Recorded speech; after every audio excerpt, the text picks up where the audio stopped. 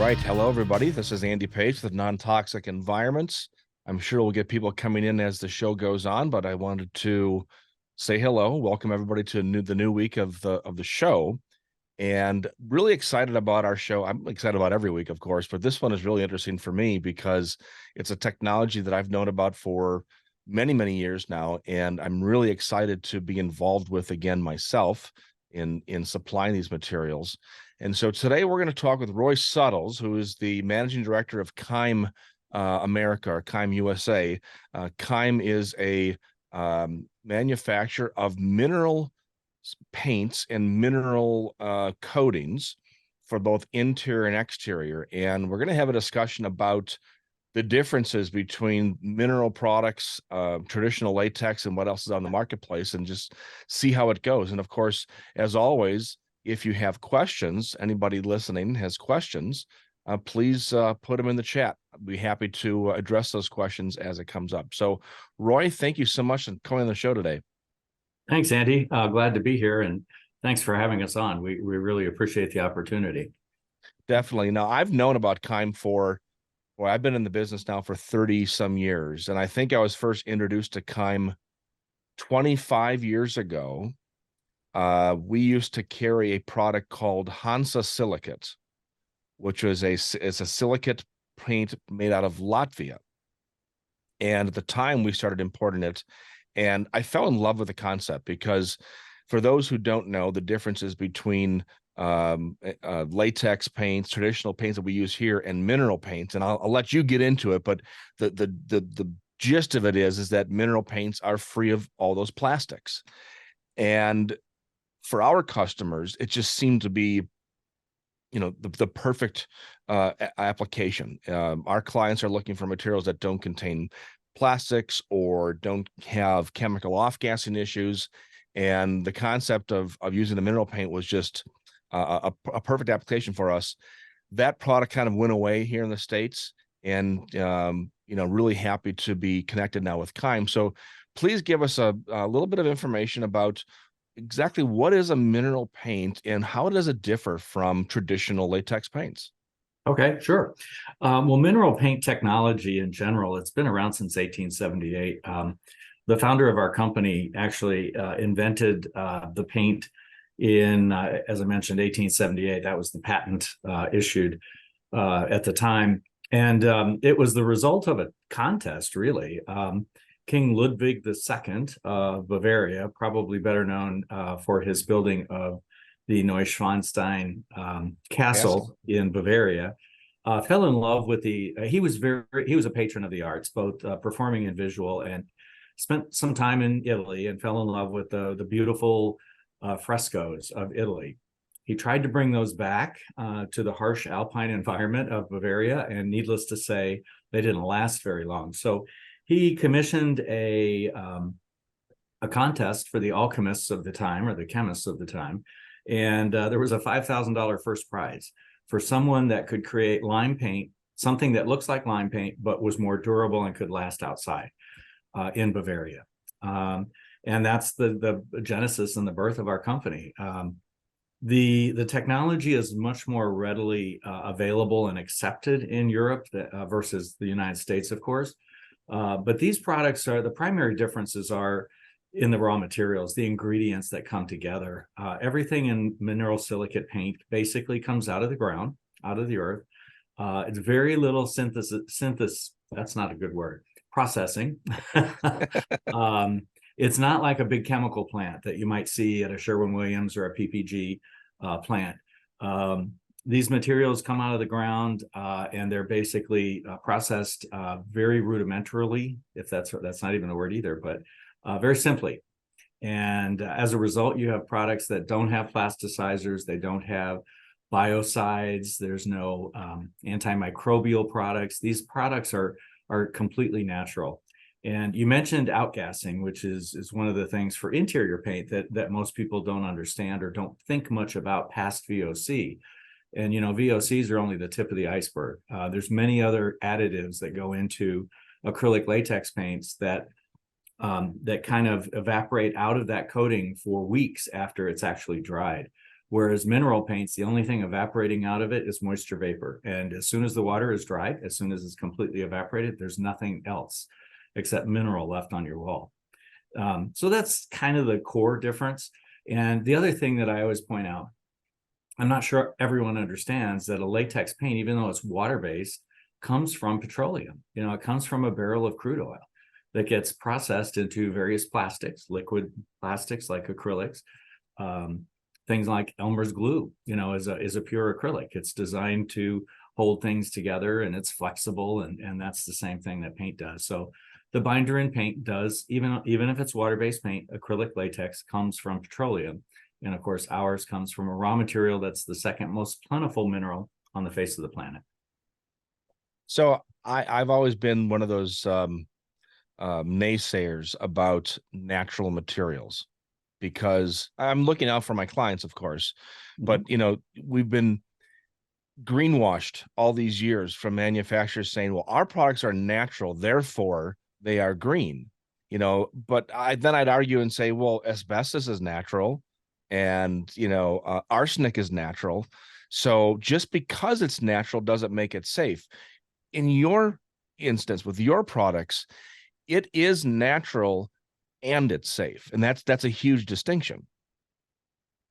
Yes, I hadn't thought of it from that perspective. One perspective I tend to look at is, to your point about greenwashing, and we've been the last probably 20 years, certainly the last 10 years, those issues have been hit very, very heavily, especially in the building materials trade.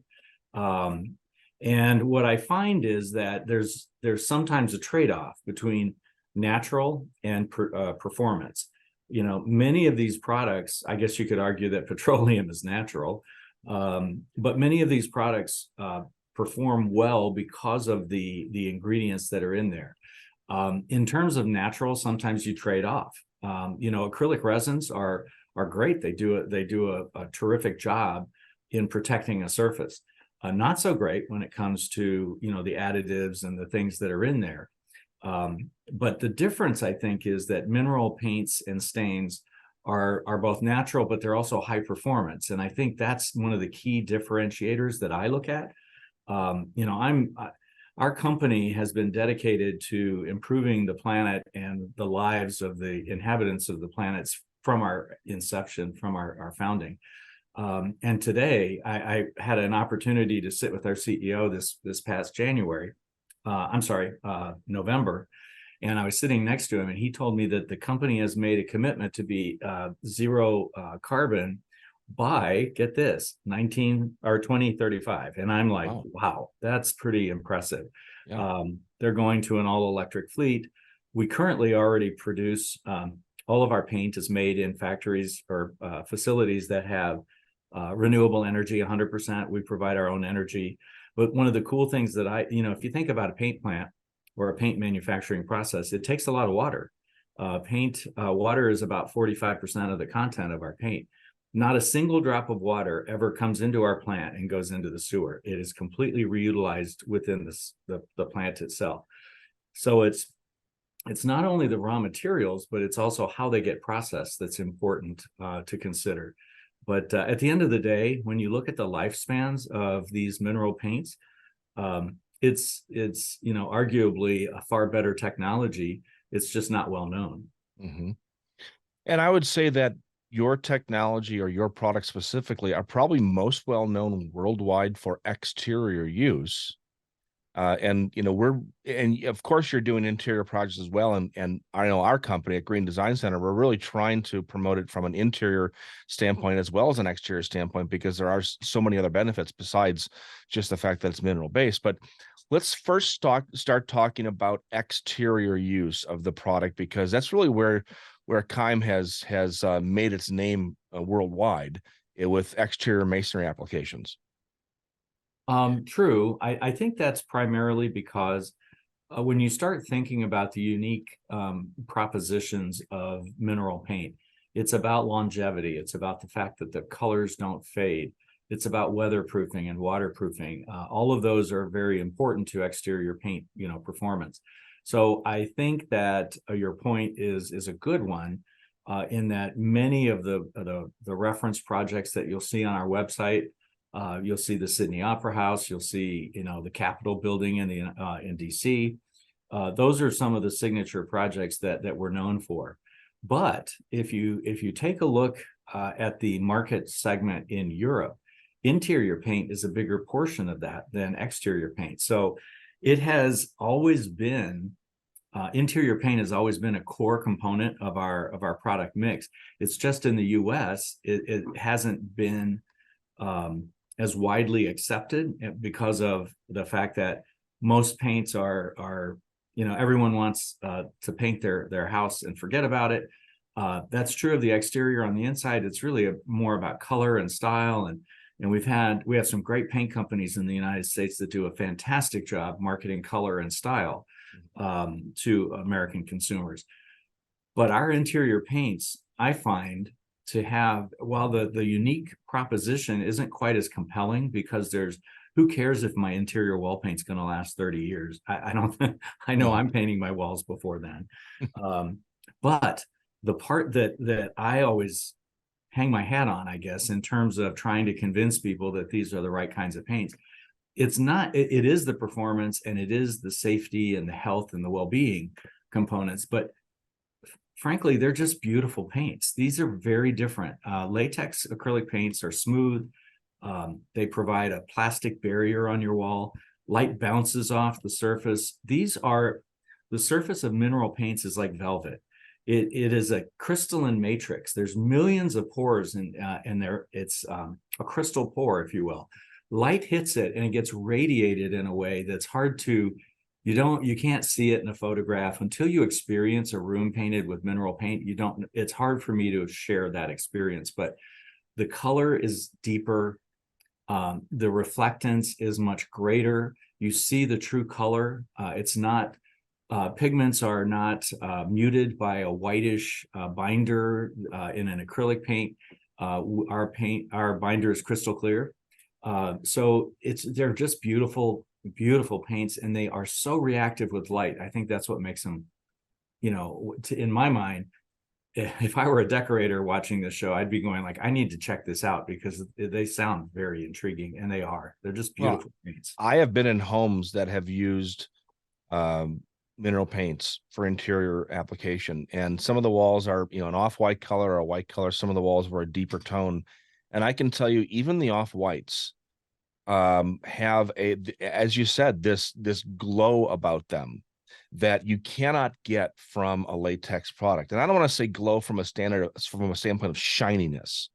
I'm talking about that the color itself just seems to have vibrancy to it. And you're right, it's hard to explain with words unless you see it in person, but it just seems like the color is deep, like you can dip your hand into it and become part of it. It's a very hard way to describe it, but for the deep colors, what I also find is the colors aren't affected by other colors in the room the way that latex paint colors are. Latex paint colors, because of the pigmentation system and the way light either reflects or bounces off of it, you can get a lot of metamerism to the colors. And metamerism essentially is the colors are changing in your mind because of the environment around it, the light source, light direction, other colors in the room, the direction you're looking at it at, perspective. Mineral paint doesn't have that issue, at least not at the same level. Agreed. I think that one of the things and I've been in the paint industry over 35 years, and the vast majority of that was working for the national brands that we're all very familiar with. But one of the things that makes this very different is if you look at a tint formula of a latex paint, you'll see that there's probably sometimes as many as 5 or 6 different colors added to that gallon of paint. When you look at ours, there's no more than 3. And part of that is because the purity of the color. We're working with pigments that are like cobalt blue, very expensive pigments, but it's stunningly beautiful. And it creates this true blue that you just can't get from a synthetic, pigment. We use red oxide, yellow oxide. Those are core that they come out of the earth. They're just beautiful. There's I liked the metaphor that you used about reaching in. I always talk about depth of color. It is a different appearance. So yes, the pigments are a huge component. Our pigments are all artist grade pigments, and none of them are synthesized. Everything is natural. And that's what makes them light safe. You know, they don't. They're inert. They don't change color ever. Even bright blue. We can paint a bright blue stripe on a building, and it's going to be that color for 20 years. It just does not change. It's amazing. So that's a great point because I know and I've been in the paint business for a little less time than you, maybe about 30 years. But I know that I have to sort of talk clients down a little bit once in a while because they'll go back to do a touch up on a wall they did maybe 2 years ago, and they'll open up that same gallon of paint that they used to do the wall, and the color's different because traditional latex paints, you get oxidation of the colors. You get that shifting because it's just exposed to the elements. Even inside of a home, it can be exposed to the air enough that it changes, it shifts the color ever so slightly. And again, with mineral paints, that doesn't happen. Right. Once the water has evaporated out of the mineral paint, it turns to stone, literally. I hate to say that. And if the Germans heard me say that, they would be mortified. But it petrifies and it turns to stone. So once that occurs, after about 72 hours, there is absolutely no physical change to the paint. Now, you can wash it, but physically it cannot change. It is inert. So it is not affected by ultraviolet. It's not affected by acid rain on exterior exposure, for example. Alkali, it's an alkaline material to start with. That's one of the reasons why we don't need biocides and antimicrobial additives, because it resists mold and mildew growth because it's high pH. Yep. So all of those add up to the fact that these paints just don't change with time. And again, it's not a huge selling point, I guess, for interior, but it's nice to know that your interior paint is going to it's just such an elegant finish. That's, for me, the easiest way to say it is until you see it, you can't understand it, but it's elegant. It has that velvety texture, and they're just stunningly beautiful paints. So a question came up already about the colors. And so what I'm going to do, Roy, is I'm going to share my screen. And so people can take a look at some of these colors. And then we can discuss it here. Okay. So you should be seeing on your screen right now just an example of one of the color decks that are available for the Keim products. And there are a couple of different decks available. And you can see, obviously, this is one of their shortened decks. This is another one, their natural stone shades. You can see very beautiful colors and nuance from the similar colors. There's nuances between the differences. All right, and here's another one. So one of the questions that came up was the fan decks that you produce. How accurate are those to what you are actually going to get when the product arrives? Great question. Fan decks in the United States are typically produced to a color standard or tolerance of 1 delta E, which is a delta E is a unit of measurement of color difference. It can refer to lightness, darkness. It can refer to hue, red, green, blue. It just depends on which axis you're looking at things. So as I said, most national branded paint companies and their color cards are controlled to within 1 delta E. The untrained human eye, typically, unless you're super sensitive to color, can't see the differences at 1 delta E. The further you get away from 0, of course, the greater the color difference. And when you were talking about metamerism, that red-green shift, that's a big problem with beiges and things that have both red and green in them. So we try to avoid any colors that combine both red and green in our color palette. You may have noticed from the color palette that it is, I would call it, I don't want to call it muted, but it is earthy. You're not going to see apple green. You're not going to see cherry red. You don't see a lot of purples in our color range because they don't exist in nature naturally. You have to take those minerals and fire them and do all kinds of other things to make them purple, as an example. So many of the colors, I've heard people describe them as they're very earthy. So earth tones are beautiful. You'll find a million earth tones in our product line. One of the things that I thought was missing from the European, that happened to be the European color collection that you had up on the screen, was there's not a lot of complex neutrals. And there's not a lot of real deep dark colors. We added those for the US palette. We have a current palette for the residential community called Rare Mineral Colors. And there you'll find a lot of deep dark blues, burgundies, reds, things like that. But you'll also see about 30% of the palette is what I would consider saturation wise a complex neutral. So they're midtones. They're you have to understand, Europeans like white. They love white. Everything's very bright over there because they don't have the high ceilings we have. They don't have big windows like we have. And frankly, they have terrible walls, especially in the older, obviously the older buildings. So they don't want to paint their walls black and dark gray and things like that. They like white. So you'll notice a lot of very light colors in the European palette. And of course, when you see the residential palette, Rare Mineral Colors, you're going to see a lot more darks and complex neutrals. Excellent. And that's really what people are looking for these days. There's been a big push in residential design for the bringing the outdoors in. Okay. And having those colors of outside to the feeling of being outside, whether it's, bigger windows, more natural light, fresh air, and then also the concept of biomimicry, of mimicking the outdoors inside of our home, just to give us that feeling. What I will do is also share the screen now with that other color system you were talking about. This is the let's see, the Rare Mineral Color collection.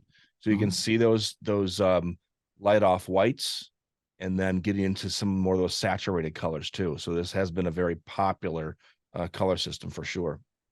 Yes, it's a bit more expressive, I think, and it's more US. It's more us, and what we see is that we sell a lot of samples in the darker colors, but then we wind up selling the same off whites over and over and over.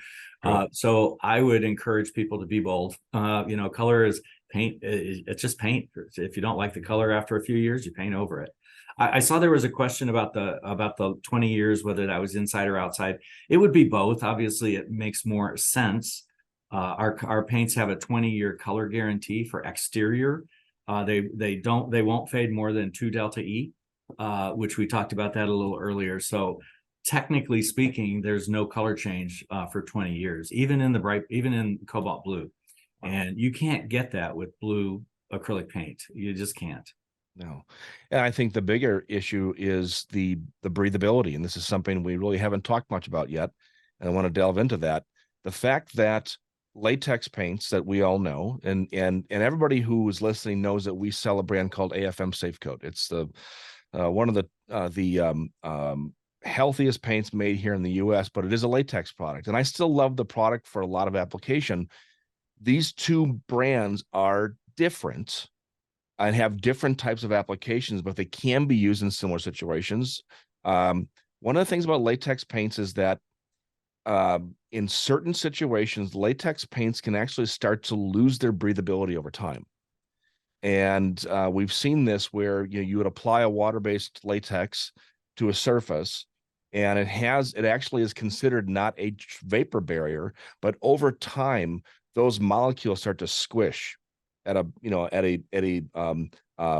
cellular level. They start to squish together and lose their ability to permeate vapor, which means then you could theoretically get a buildup of moisture behind the paint, ended up in a mold problem. Mineral paints being used either exterior or interior, they'll shed water. Water splashes up against it, it'll run down, but moisture vapor is allowed to freely transmit through the mineral paints, and that never changes. That's an interesting point. I always point out too that one coat of latex paint might have some vapor permeability, not a whole lot, but some. But when you put 2 and 3 on there, you've lost any vapor permeability whatsoever. And there's a lot of studies out there that talk about buildings. And where we see again, exterior is where vapor permeability is far more important because of the changes in the environment. Inside, our homes are relatively dry. They're relatively temperature-wise between 60 and 80. You don't see the huge fluctuations indoors. But here's something that I think we should all consider. Every building material is, other than wood and plastic, is vapor permeable by nature. So brick, mortar, stucco, concrete, stone, drywall, plaster, it's all breathable. Not breathable to the point that a mineral paint is breathable, but what you want to always think about is the last layer needs to be the most permeable, because moisture vapor, you never want to trap it anywhere in the building envelope, whether it's outside, inside, anywhere. And the thing is, here's what I like to point out too. I get calls quite often. It's like, can I put your paint in my bathroom where there's high, where I have a lot of moisture? I recommend it for every ceiling in every bathroom, because water cannot develop. It cannot, what's the word I'm looking for? You don't get droplets of water forming on a surface. Sure. It gets dispersed across millions and millions of those crystalline pores. So it evaporates almost instantly. So you'll never see droplets of water developing on a ceiling. That's another reason why mold is not so much of a problem, because on acrylic latex, that's a plastic barrier. That water is going to sit there for days and days, literally. If it can hang on, it's going to hang on there. Condensation, that's the word I was looking There we go. for. Right. So that's one of the things that's really cool. One of the demos that we do when we're presenting to architects is we have a piece of paper painted with acrylic and painted with Keim, and we take a water bottle and we squirt a little bit of water on both of them. 20 minutes later, we hold up the latex, and the water droplet is still there, and we hold up the mineral and it's completely gone. It's completely dried out. Wow. So that vapor permeability also creates a safer and healthier environment indoors, because these materials are meant to breathe. And when you put a plastic barrier on it, it's unnatural. So this brings up a number of questions. Number one is, one of the things you said is you can use your product over an existing latex paint, and it still then has that benefit that surface itself, the exposed surface, will dissipate the moisture and eliminate the condensation. Of course, in bathrooms, it all starts with the design of your airflow and your ventilation system. Of course, we always recommend a really good ventilation system in the bathroom to get rid of the steam, because steam also carries with it soap scum and dead skin cells, and this is what leads to mold or mildew growth on surfaces. But the Keim product is going to essentially eliminate that as being a problem, but we still want to push the use of really good ventilation systems, number one. Number two, I wanted to point out that, years ago, I used to work with a product called American Clay, which is a troweled on clay plaster for interior surfaces. One of the biggest benefits of the clay plaster was that it was good for helping to regulate humidity in a room, because clay plaster absorbs humidity and releases it slowly over time. So again, you never got those droplets. A matter of fact, I got it in my house that I installed probably 20 years ago, and still to this day, on hot, humid summer days, I walk into that room and it kind of smells like clay, because I know you're getting this release of that from that surface. I imagine mineral paint shares a little bit of that attribute, right, of helping to regulate humidity. Yes, they're much harder, so you're not going to get that clay smell down the road. They become much harder. But yes, they mitigate moisture and there's a diagram in our brochure that shows you how things that get in, latex doesn't let anything go in or out, so everything stays in the room. So indoor pollution is something that we don't talk about, but there's a lot of studies, EPA among many studies, that show that indoor air is far more toxic than our outdoor air today. There's just no place. Our houses today are, you mentioned vapor barrier earlier. It's a tight wrap. It's everything. It doesn't allow more air to go in and out. And so we got to do everything we can to try to exchange that air. So air exchange is important, certainly through ventilation, but it's also if you have paints that are actively allowing moisture to come in and out, it certainly helps. And they're naturally hygienic. So they're not going to grow the mold and mildew that you might get. Now, you mentioned painting a previously painted surface.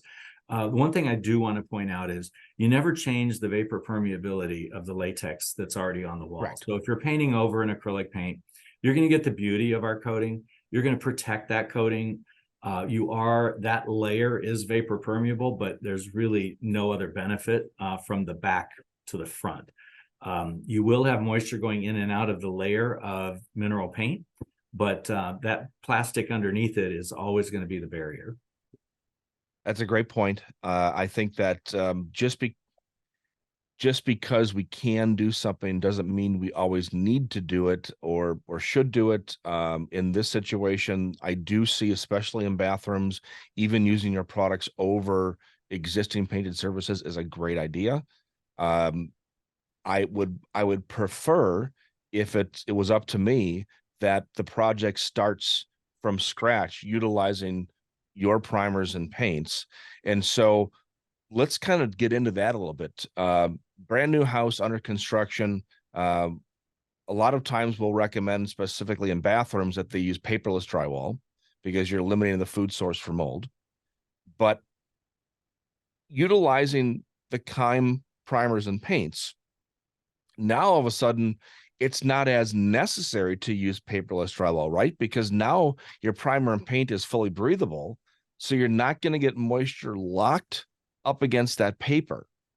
So I guess, in your opinion, if you were to construct a wall, you're going to draw a detail of how the wall should be built, how would you do it to take advantage of all the attributes your products have? I think it's very straightforward. Drywall is a great building material from the standpoint that it is vapor permeable. It's fire resistant. There's a lot of really good benefits to it. The paper can be problematic, and using the primer and using a top coat of the mineral paints is certainly a very suitable use of it. I like the primer because it does a very specific job. It's lower pigmentation. It's designed to really penetrate that drywall, and it will lock down the fibers of the paper. And one of the things that, if you understand the chemistry of these paints, that whole process of petrification that I mentioned earlier, think about it hardening. It's hardening that surface. It's a great consolidant it's a good dust control for interior brick, as an example. Everyone wants to live in these urban markets, in these lofts with these huge high ceilings and bare masonry walls. Guess what masonry does every day of its life? It dusts. And you wind up with this, around your baseboards, you'll notice this 1 or 2 inches of just nasty dust that's very gritty. Mineral clear versions of our paints are used as dust control because they strengthen that surface. So the primer will actually strengthen the surface of the drywall, and then that 1 or 2 coats of paint, and you've got a super system. Plus, it's beautiful. Right. For lack of a better, I keep going back to the beauty of it. It's just pretty. And it really is. And I would say most people listening probably haven't seen a house or even a room painted with mineral paint. When you do, it's impossible to ignore it. Yes. All of a sudden the paint becomes kind of a focal point because of how beautiful it really looks. Now, on that, how difficult is it to use mineral paint compared to latex? And I'll set it up this way. Painting contractors, as you know, and everybody knows, are creatures of habit. And to get them to change anything, getting them to change to low VOC and zero VOC and toxin free and so forth over the last 30 years has been like pulling teeth, because they're used to what they're used to. They don't want to get rid of their discounts that they have and that profit margin that they can make with the products that they supply. And they also know, understandably, that one person can apply X amount of square footage per day. So they understand the process. They understand how they can bid projects. When you throw into the mix now a product that they're not used to, it's like kicking an anthill, and they just get upset. I was involved in a project many years ago where The painting contractors were made to use another brand of mineral silicate paint, and they made it look lousy because they didn't care. They didn't want to do it. They were looking for reasons to speak bad about it, and so they did a poor job of application. And of course, the owner automatically blames the product instead of blaming the contractor who put it on. So realistically, the application of a latex paint versus a mineral paint, how different really is it, and how difficult is it for somebody to use your product? There's absolutely no difference. These are water-based paints. You roll them on, you brush it, you cut them in with a brush around tight areas. You can airless spray it. Your point about habit, I think, is the biggest part. You know, I used to joke when I worked at Sherwin-Williams, I was a district manager, and I would tell all my salespeople, I said, you have to remember that painters buy here and not necessarily here, because of that point. They find something that works for them, and then they stick to it because they don't want to risk. But homeowners, don't be afraid of this. It's different technology, but in terms of how it comes out of the can and how it performs, it's identical. These paints are a little thicker than what you're typically used to. You will notice the first thing you notice is when you pick up the gallon of paint, it's heavy. Yeah. It weighs almost 16 pounds, whereas regular paint weighs 11 pounds. So there's a lot more guts in the bucket, if you will. These are high solids materials. They hide beautifully. Now, there's a lot of talk about titanium dioxide and the health benefits of, or the health detriment of titanium dioxide in its aerosolized form and all of that. If you're brushing and rolling latex paints that have, or our paint that has titanium in it, no problem. If you're spraying it and you're breathing it in, yeah, it's probably not a great idea. So you'd want to be using a air supplied respirator or an OSHA approved respirator. But in the end, these paints go on pretty much, they cover the same 300 square feet per gallon, which is about the same as a high quality acrylic paint. They look more beautiful, I think. Now, one limitation I will always go on record. We can't make a gloss paint, because minerals, as they're mined and come out of the earth and they're ground up and then mixed with water and things, they're flat, they're matte flat. So we only have a matte flat finish, which is part of its charm, I think, and part of its beauty. But there's no eggshell, there's no semi-gloss, no satins. So along those lines, then, when people say, I'd like to use your product in a bathroom for moisture resistance, it doesn't matter that your products will be a matte finish, because it still has that moisture resistance. In a kitchen where they would tendency to say, but maybe I wipe down the walls more often. Now, I'll admit that, or at least I'll point out that 99 out of 100 people who talk about or ask about the paint being washable never actually wash their walls. But they ask that question because it's become a focal point in marketing of traditional latex paint, that the paint is washable. So people ask, well, is your paint washable? Yeah. So you use it in a kitchen. Tomato sauce gets splashed onto the wall. How do you maintain that? You wash it off as quickly as you can. If you don't want to leave it on overnight or something like that, because of the microporous nature of the surface. Grease will penetrate it just like water does. So you want to wash it off as quickly as you can. Warm water and soap. I don't recommend using spray cleaners or anything like that, because they have ammonia. They have all kinds of nasty other things in them. You don't want to use anything abrasive, so don't use a sponge. The best thing is like a t-shirt. Don't use terry cloth. That's incredibly abrasive. I never realized that. These tests are class 1 rated for wet scrub resistance, which is the best in class. You can't get any better than that. But what's different about a mineral paint versus an acrylic is a think of it as saran wrap on your walls. You throw ketchup on the wall, it just stays there. It doesn't go into it. So it's easy to wipe off.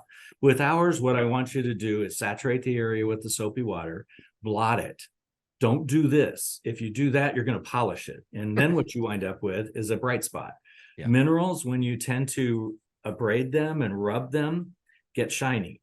And so it's like almost like a Venetian plaster in that regard. If you use anything like steel or anything like that on it, you're going to mark it up, but you're also going to polish it.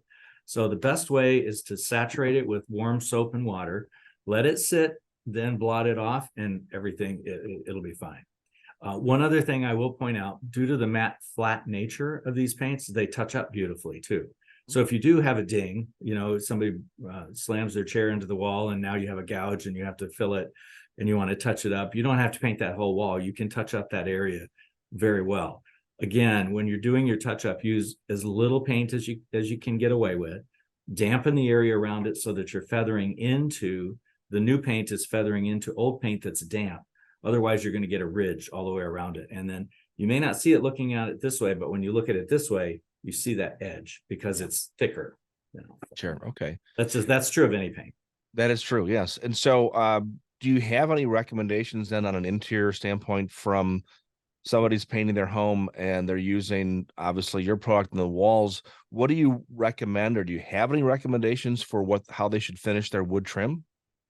Oh, yeah, that's a good question. We get that all the time. Why don't you make a wood paint? Remember what I said about petrification? These paints are hard. Wood is soft. Wood moves. It gets bigger. It gets smaller. I just noticed the other day, because the heater is kicked on here in Charlotte for the first time since last winter, and we have a door in our bathroom that was really sticking during the summer because it had expanded. Now I can close it with no problem. So that expansion and contraction of wood proves really problematic for our paints. So don't use our paint on interior wood unless it's a beam in the ceiling or it's crown molding and no one's ever going to touch it. I did paint all my crown molding in my bedroom. I did my walls, my ceiling, my crown molding the same color. I wanted the molding to kind of disappear. Architecturally, I didn't want to see it. And so I did paint all that, and it's perfectly fine. Don't paint a door. Don't paint a kitchen cabinet. That's just not a good idea. I would encourage you to buy a zero VOC, although be careful. Right. Because it says zero VOC. EPA defines zero VOC very differently than I do. Yeah. When I say zero, I mean no. Right. EPA allows, I don't remember what it is now, depending on the type of coating, but there's a fair amount of VOC that's allowed that you can still call it zero VOC. But there are some good paints out there that are, look for the pure acrylics, look for those things that don't have vinyl chloride in them. That's something that I would try to avoid. PVA or PVCs at all costs, if I can. Polyvinyl chlorides. Someone asked about heavy metals earlier, and the answer is absolutely not. And that's a good lead into cradle to cradle if we want to talk a little bit please. too. But yes, the minerals come out of the ground, but there's no lead, there's no heavy metals. We stopped using many years ago any pigments that had any heavy metal connotation. So like nickel, yellow, got rid of it because it's not good. But so the yellow oxide that we use, and then we use a titanium yellow, which is a totally different pigment completely. There's no heavy metals associated with the use of any of those minerals. Oh, it's fantastic. And so just to kind of sum up what you said before about the woodworking, and this is where, using a combination of using the right tool for the situation. So using the Keim on the wall, using the, like the safe coat finishes for the woodwork, because it's designed for that. What you're mentioning about zero VOC not really being zero VOC, not only is that true, but it's also true that zero VOC really has nothing to do with human health. It has to do with outdoor air pollution. And so you had mentioned before that indoor air quality is far worse than outdoor air quality, and that is 100% true. When manufacturers take out the VOCs of their paints to meet the EPA regulations for outdoor air pollution, they also add in what are called unregulated VOCs, or unregulated chemicals.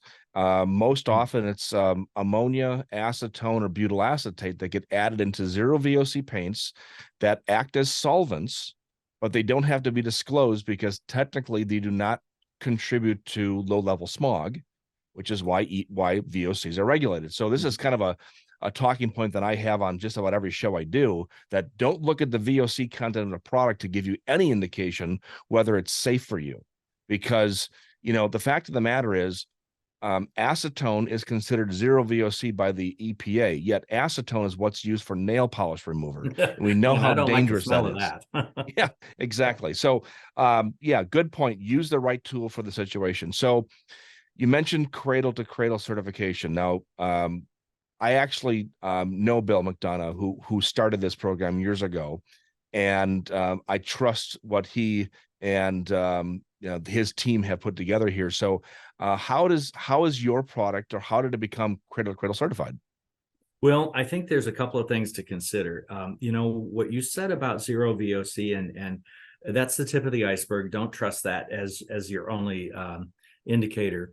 Most of the holistic, what I would call holistic, healthy or clean air or green certification programs look at things far beyond emissions. Because so Green Guard Gold, let's talk about Green Guard Gold real quick.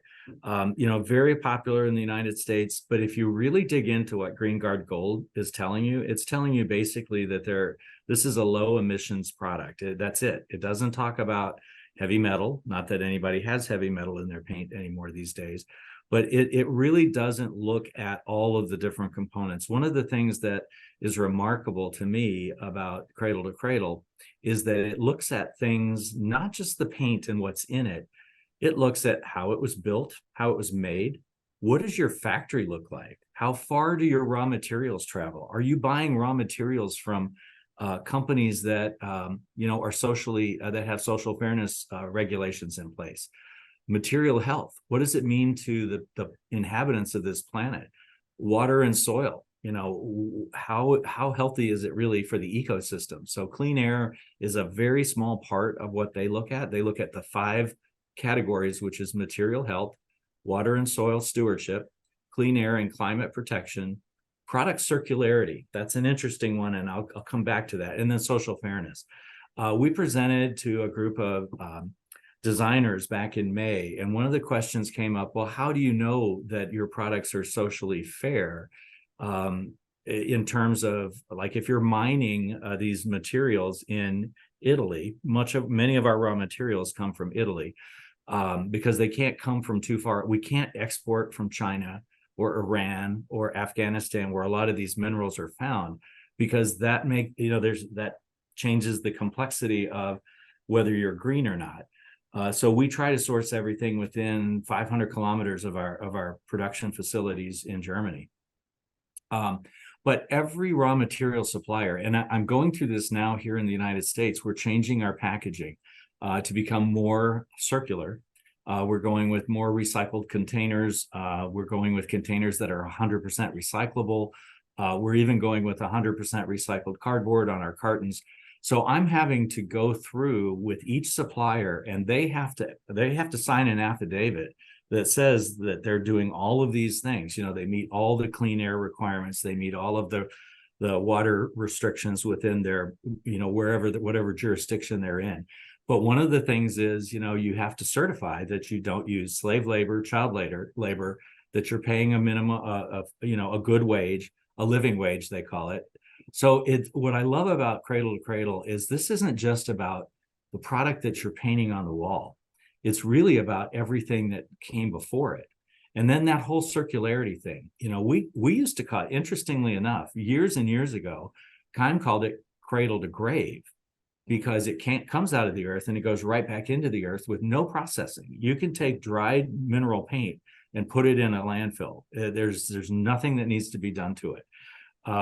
So the whole cradle to grave thing kind of defeats the purpose of circularity, because what you're looking for with circularity is just like in this plastic can that we're evaluating right now. This plastic can has lived before as many other things, and it now serves what I think is a higher purpose in the form of this 100 or 98% recycled material plastic can. It can go right back into use again. Just wash it out, reuse it. So there's a lot of this. The whole cradle to cradle thing is, and I know I think I mentioned to you that I attended their circularity summit not too long ago, and a couple of the hot points, the takeaways that I had came from it. Number one was corporately, this culture exists in corporations from the top down. This is not something that the the risk people are doing. This is something that starts in the C-suite and goes all the way down to the guys on the production line. And you have to plan for this. You can't just, it doesn't happen overnight. It takes decades of commitment. The other thing that my other second biggest takeaway was that there's a big gap between consumer awareness and their actions. It's like, I think most of us are aware of the problems with the planet that we live on, but how much of us are changing the way we live as a result of that? Now, there's a lot of people out there that do, and it's funny because I come home every time I go to one of these summits. I tell my wife, we're never buying Windex again. We're not buying detergent for our dishwashers ever again. In plastic, but and so she anyway. Every time I go there, she kind of comes back and anyway, I always have great ideas. Yeah. Yep. Well, so for those who know me and know my company, I tend to gravitate towards manufacturers, suppliers who, I guess the best way to say it is they're just good corporate citizens. Many years ago, I was taught the lesson of never doing business with people that you couldn't be friends with, that you don't respect their approaches, their morals and ethics and so forth. And that's why I've chosen all the companies that I've chosen so far. And this is exactly why I'm so excited to be working with Keim, because everything you're doing at a corporate level, you're not looking at it, how is it going to affect your bottom line directly? You're looking at it, how is it going to look to the client? And if the client has a better feeling about how you are approaching business and how you're approaching manufacturing, then that will lead to improved sales, improved usage. So I really applaud you for that approach. I wish more manufacturers would take it this way instead of just looking at the numbers, but look at how will they be perceived in the industry. So I appreciate you doing that. A question came up. Can you state the differences between mineral paint and milk paint? And this is a good one because I know over the years we've seen milk paints, we've seen like hybrid mineral paints in the market, clay-based paints in the market. Again, all hybrids. So yeah, give us a real quick differential between those. It kind of goes back to, if you think about what paint is, let's start with just a quick chemistry lesson. There's a binder, a glue that holds everything together. There's the diluent, the solvent, water. Then there's additives, which are defoamers and things like that. And then there's the pigment. And the pigment is usually the heavy component. But if you look at a can of paint, if you were to break it out, you'd see all these different components. So milk versus mineral, back in in colonial times, everything was milk paint because there were no binders. There was linseed oil. There were a few other things that got used, but milk paint was kind of casein was another one of the things that got used quite a bit. The only thing I will tell you about, I think milk paint is beautiful. I love the matte flat finish of it. I like the irregularity that you get with it. I think it's great to paint furniture with. I don't think I'd want to paint my walls with it. Because if you tried to wash it, you'll see exactly why milk paint isn't real popular for durability. It's not washable. The mineral silicate binder that we use, it gets hard as a rock. So literally that's the big difference, is that you've got an organic material and you have an inorganic material. Inorganic is going to be harder, more durable, more washable. Excellent. Great description. Thank you. So in the last few minutes, I just want to talk about exterior because we barely touched on that. And so question came up about painting exterior. Is it possible to paint one layer and then come back at a much later date to put a second coat on? Do you have an open time with yours, or does it really not matter? No, it doesn't matter. It's a pretty common question. If you have a brick home and you want to paint it, the thing that very few people truly understand until they do the research is how much paint it takes to paint a brick home. Brick is a very porous material. Some brick is more porous than others. Obviously, a glazed brick isn't quite as porous, but you think about, and then there's texture. And every brick has 4 edges. You have to add all that into your square footage. So if you take a 10 by 10 wall, that's not 100 square feet. That's really 125 square feet. So a lot of times we will find customers and homeowners will buy enough paint to do the first coat. And then they will come back a year later and paint it again. There's no open window. There's no time that you have to recover it.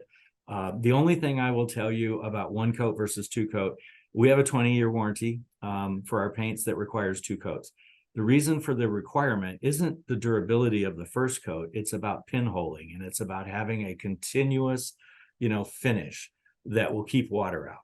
That's the key reason why you want to paint 2 coats. Even on really rough stucco and really rough masonry, it's important to get 2 coats on there, because you can't guarantee that a single coat covers everything without pinholes and voids and things like that. And that makes a ton of sense, because I've used the product myself, and boy, 1 coat, even like really deep, dark colors, that the first coat you put on, it covers beautifully. You don't get, the push through of the color below at all. But you're right. If there are some high or low spots the first coat didn't get, the second coat will definitely take care of. Mm-hmm. Yep. Excellent. So final question about exterior. A lot of the exterior usage nowadays is on like fiber cement siding. And what would be your application for a fiber cement siding, a hardy plank type siding material? Sure. If you can get hardy without it being primed, that's ideal. It is the perfect substrate to paint. It's stable. It doesn't move a lot. It's got just enough concrete in it to make it hard. But it's like, for us, it's the perfect substrate, literally the perfect surface. I would argue that concrete's more perfect, but hey, not a lot of concrete. You're not going to get that out there. right. Again, the only drawback to painting with the mineral paints on hardy board or any of those others is that the sealants that get used to seal it all together, they need to be installed after the paint, because if you install it first and then paint over it, the paint's not going to bond to the sealant, because that's urethane or acrylic or God knows what else. The other thing is, if you do have primed or you have colored hardy board, you can paint that as well. Those paints that are on there are not very expensive acrylics. I can tell you, I used to work for the company that supplied them. So those are not meant for 20 years. Those are meant for, hey, it looks good for the first 5 years, and then you're going to be repainting it anyway. Even though it is a low maintenance material, the paints that are on there from the factory are not terrific in terms of UV resistance. So I would certainly, you'll see it on our website on the residential side. You'll see several projects that have been done with it. It's beautiful because there's no sheen. And I think that these fiber boards benefit from no sheen. So you'll still get that same, if you do the 2 coat application, you'll still get that same 20-year color warranty. Absolutely. Mm-hmm. Oh, that's fantastic. And it's also a warranty against no peeling. I was going to say painting, which is peeling and fading together. So yeah, well, and the peeling will be caused by moisture building up on the backside and trying to push out, right? Mm-hmm. And because your product is breathable, that's not a problem. Correct. Fantastic. Couple minutes left, Roy. Is there anything else you wanted to talk about, or maybe some exciting projects you've worked on? Whatever you got a couple minutes left here. Anything you want to talk about? The one thing that I did mention, or I did see, you asked about new uses of Keim paint. One of the things that we've embarked upon with the Parsons School Healthy Materials Lab is providing housing authorities, urban housing authorities, with mineral paints that are safe, create well-being, for their inhabitants, and doing that so that it's more, good paint shouldn't be available only to people that can afford to pay for it. So we're working with Kia Witherspoon through the Parsons School on providing housing authorities with economical mineral-based paints for public housing. So we're really excited about that collaboration. That's kicking off in 2024 with about 1,500 units in Washington, D.C. as kind of the inauguration. So we're very excited about that. We're pretty excited about we'll be launching a new website in 2024. Our website is it's a little tired. It's been around for about 8 years. And it's funny how things change in 8 years. 8 years ago, if you had asked me about green and eco-friendliness, and I would have said it was the 8th thing down on the list. It's all about durability. It's about this, it's this. Well, now that's risen to number one. One of the other takeaways from the Circular Shift forum that I went to was I was amazed that global warming is the number one concern of consumers in Africa. Would you have thought that? I would not have thought that. Yeah, Scandinavia, I get it. Europe, I get it. America, yeah. South America and Africa, they actually had higher numbers than the US did in terms of concern about global warming and the effect of our environment being affected by the things that we're doing. So I think that anything we can do to advance the knowledge, I think these podcasts and things like this are great discussions to have. Anything we can do to further educate people about healthy and safe choices for our planet and for each other, it's a great opportunity. So thanks again. Just a great opportunity for us to share a little bit about our company and who we are. So I hope everybody enjoyed it. Yeah, thank you so much for your time, Roy. And I'm sure everybody who listens to this will get something out of it. It really, really informative. Appreciate it. I was going to mention I've actually spoken at the Lead and Healthy Homes conferences around the country many times over the years. And so I'll be happy to pass along your information to that crew as well, because you're exactly right. I mean, I've worked on housing projects. I've worked in Habitat for Humanity homes, and it's unfortunate that the people who can't afford it are the ones who are getting all of this low cost and free materials, but they happen to be, in most situations, probably the least healthy of the products that they can use. And these are folks who don't have access to good quality health care or health insurance.